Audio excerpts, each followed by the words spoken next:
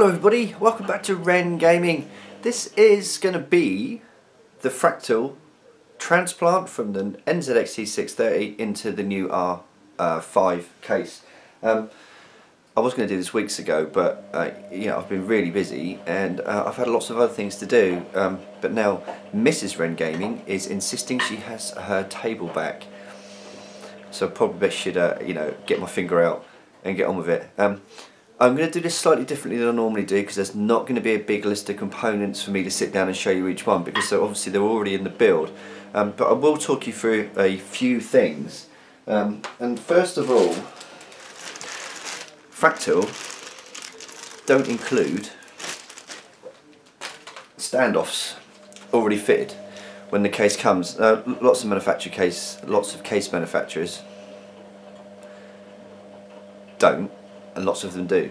But what they do, they give you this little kind of standoff widget in the box, and that fits on the end of a screwdriver, and then you place it down and you touch in the standoffs. That's a nice touch. But then again, I mean, if you watch my review of this case, you know I was gushing about it. It's a shame they haven't put it in. The only one they have placed is the very middle motherboard location screw, which again is good because not all cases are doing it, and it is dead handy when you're trying to fit it. And then, again, because all my hard drives are already in the other PC, apart from one we have here, I'll show you in just a second how we assemble the 3.5-inch sleds.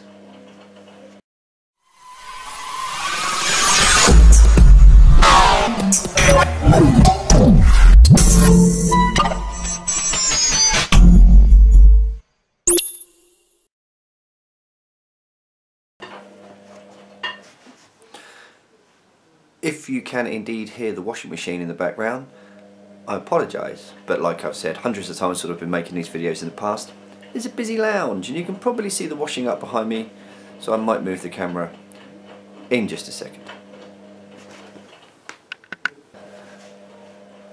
That's better, otherwise, Mrs. Wren. Anyway, the Fractal 2.5 and 3.5-inch sleds.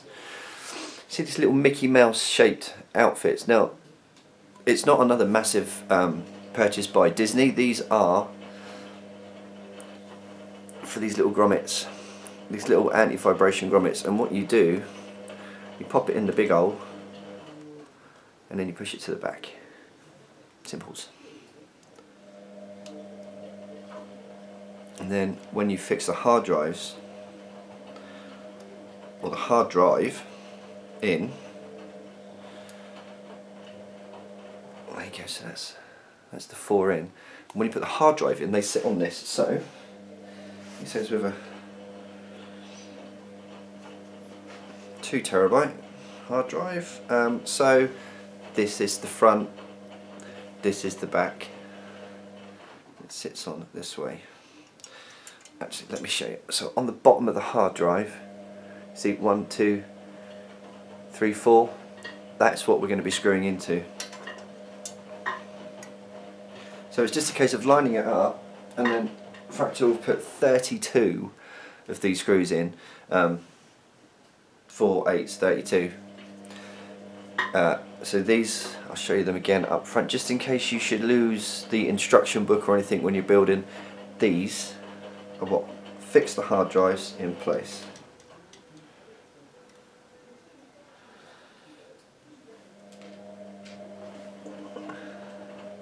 I'm desperately trying to do this before the spin cycle starts on the washing machine, because it sounds like jets taking off from an aircraft carrier.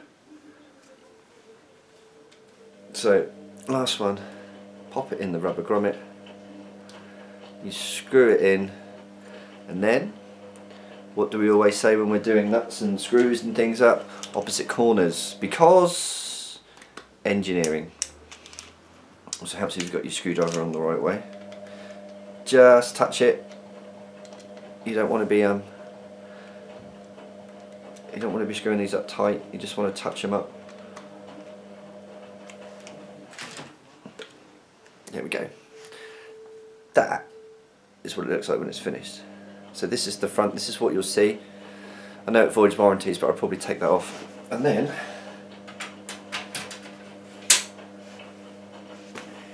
easy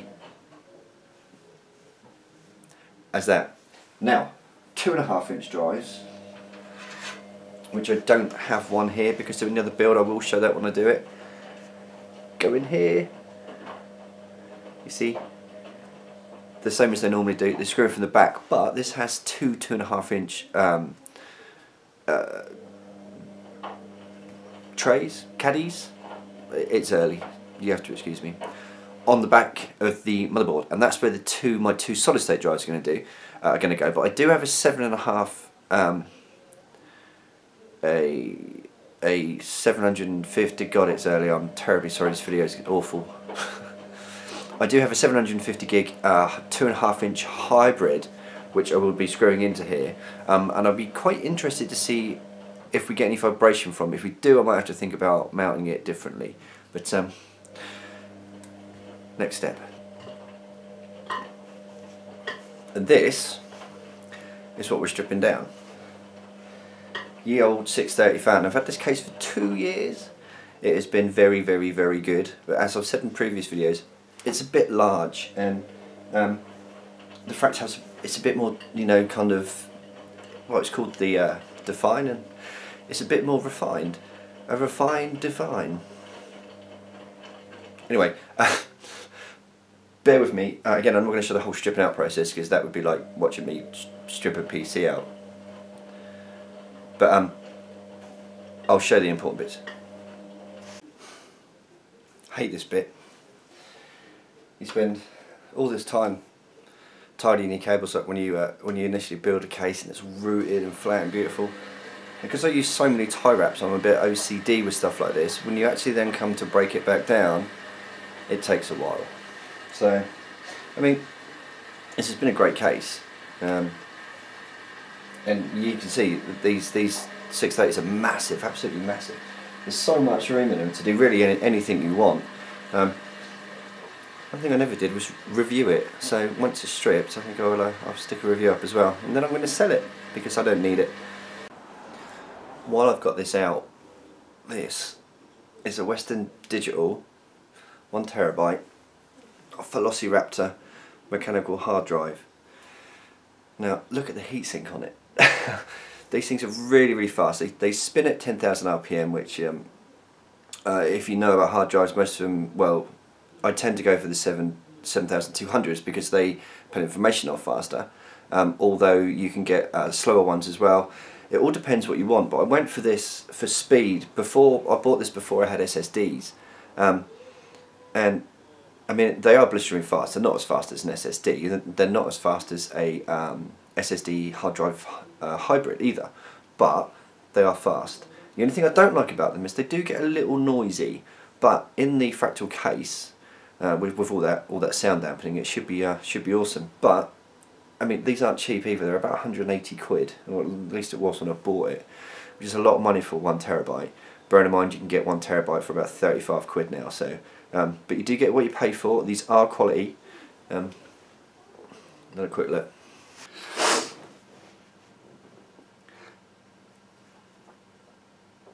I just want to say the reason I haven't filmed this whole build is we've had some problems.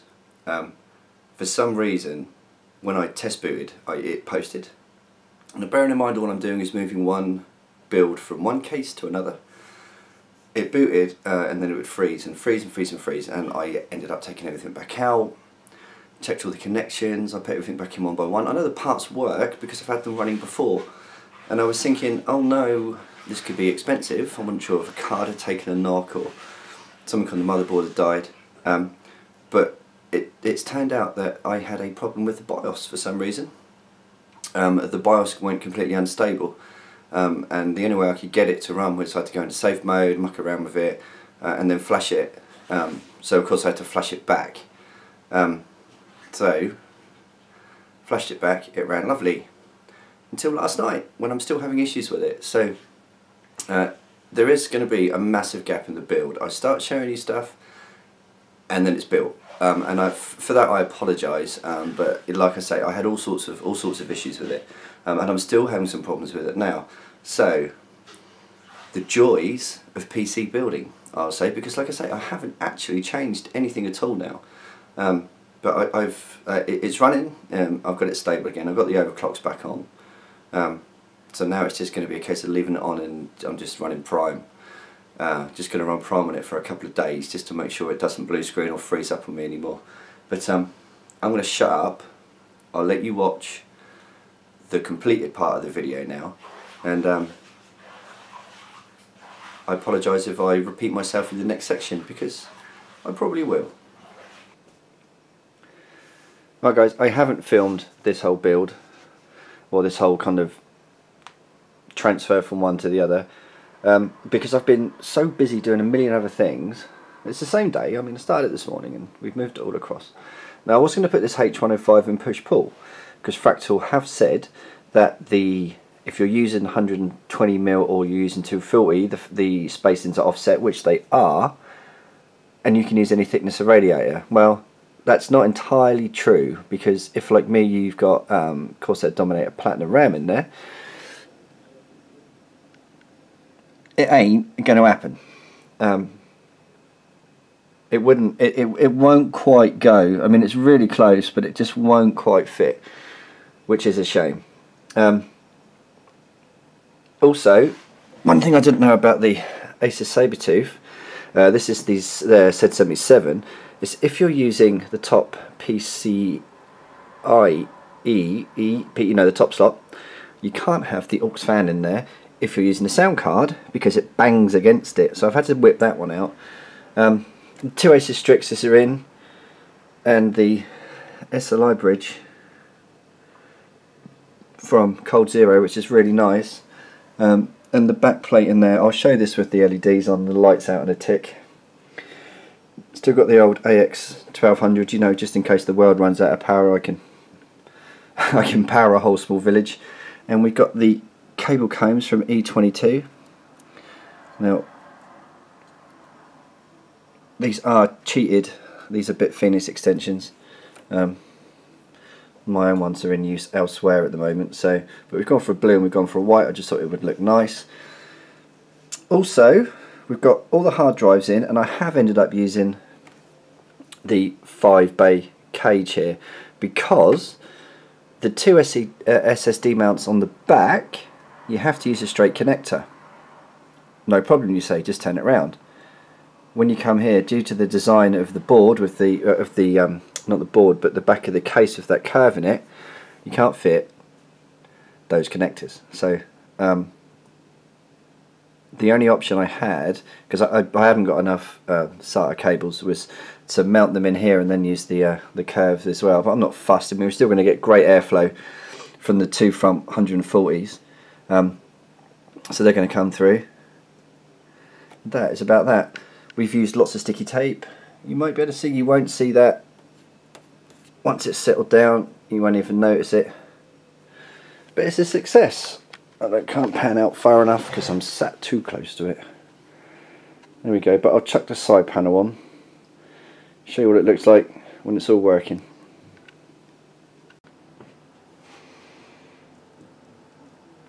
That looks bang tidy, I have to say. It looks really nice. Now I have got the NZXT Hue Controller in this, which does mean if you want to change things, we can. So if you want all this, going on, you can have all this going on. Not that I do, but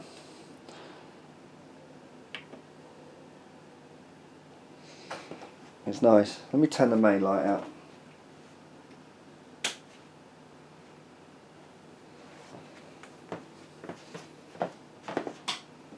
Excuse me walking in front of the camera. I know it's not very professional, but then again, I'm not a professional cameraman.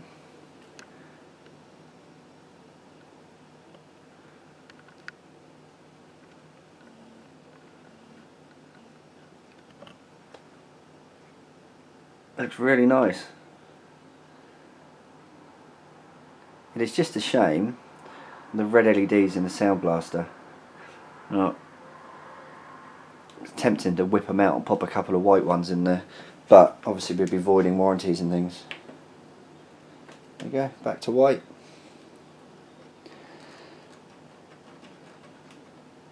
Still not sure what colour to have it. I like it white. Get it as white as we can.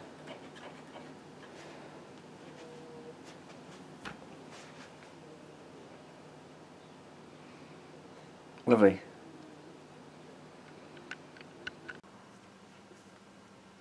There we go. Like I say, not quite as comprehensive as I wanted to do, but because of the issues I had, plus I was really busy last Sunday. I had a million different things to do, and that was the first time I've ever done the transplant filming it. So I've learnt some valuable lessons. One is make sure you film it, and two is make sure your BIOS doesn't go completely mental and break on you. But yeah, if you've got any questions, chuck them underneath in the comment section. The R5, if you watch my review, you know how much I like the case. To build in, it was absolutely wonderful. It was very easy. Everything fits in. I did have to make some measurements. I just did need to be sure that everything would go where I wanted it to. The only concerns really were the trays on the back for your 2.5-inch SSDs. You have to use the straight, makes sense, you know, the straight SATAs. They pop in the bottom, but a lot of SATA cables are flat one end and then you've got the angle on the other. Now, because the angles won't fit in to the motherboard, because the Asus boards, all the headers are flat like this, they're flat to the board. If they poked up it would be alright, but they're flat. Wouldn't normally be an issue, you could still get them in, but the curve on the kind of back panel of the Fractal, it was the same on the NZXT 630. The curve there to help you route your cables stops you putting them in. So again, that's it. It's like I say, it's the magical world of PC building. You learn something every day. But now I went a bit crazy and I've got hundreds of SATA cables, just in case I ever need them again. So, like I just said, thank you guys very much for watching. You know I love doing this. If there's anything you guys want me to talk about, anything you're not sure of at all like that, drop me a comment and I'll see you all very soon.